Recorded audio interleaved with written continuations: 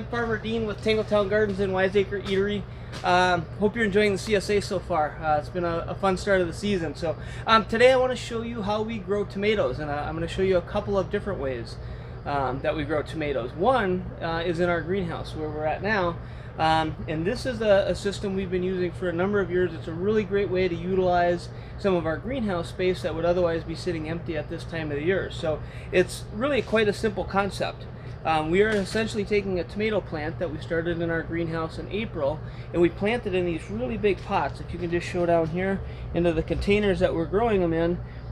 We plant the tomatoes in the container, and then we bring them into the greenhouse, and we grow them up on these strings. And we drop a string down from the ceiling to the bottom of the pot, and then we just train the vine up with these little clips. And what we're doing is taking the leaves off the bottom, exposing the clusters so the cluster gets more light, and continuing to train them up on these vines. And it's a really great way to have a controlled environment. We're controlling the amount of light, the amount of water that these tomatoes are getting. Predominantly we do a lot of our cherry tomatoes and our smaller tomatoes in here. It's a really great way. We've got over 500 plants in this greenhouse, so it's a really great way to get a lot of tomatoes in a small space. And the best part about it is even on the days when it's raining or inclement weather outside, we can be inside harvesting really beautiful tomatoes. So let's go out in the field and I'll show you how we do those tomatoes. So here we are out in our field. We've got over 10,000 tomato plants that we plant outside each year, and you know, we are always looking for the best, the finest tasting tomatoes.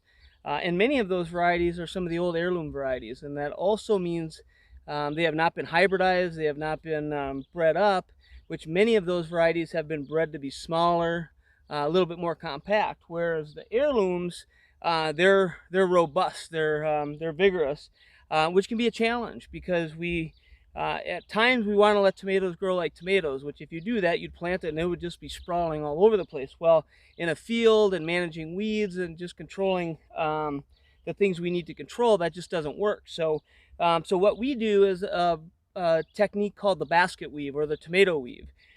Quite simple.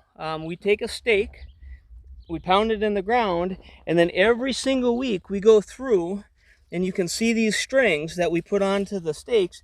And we just have a box of twine that we wear on our hip, and we have a stake, or basically a piece of PVC, that we run that string through, and we're just weaving it back and forth, and we pull it tight. And if we do that each and every week, we keep the tomato vine compressed into a small area, we elevate it, which also exposes the fruits a little bit more to light on the sides because they're not all draped over with foliage. And it's a really great way to grow tomatoes. You might say, well, it would be great to use tomato cages or some of the other supports, but when you grow 10,000 tomatoes, you need to find a fast, efficient way to make sure that you're harnessing those tomatoes into a small area. So it's also a really great way. We have access for weed control, for cultivating, and also harvesting. But what's even better is tomatoes can have some disease problems if just left unchecked.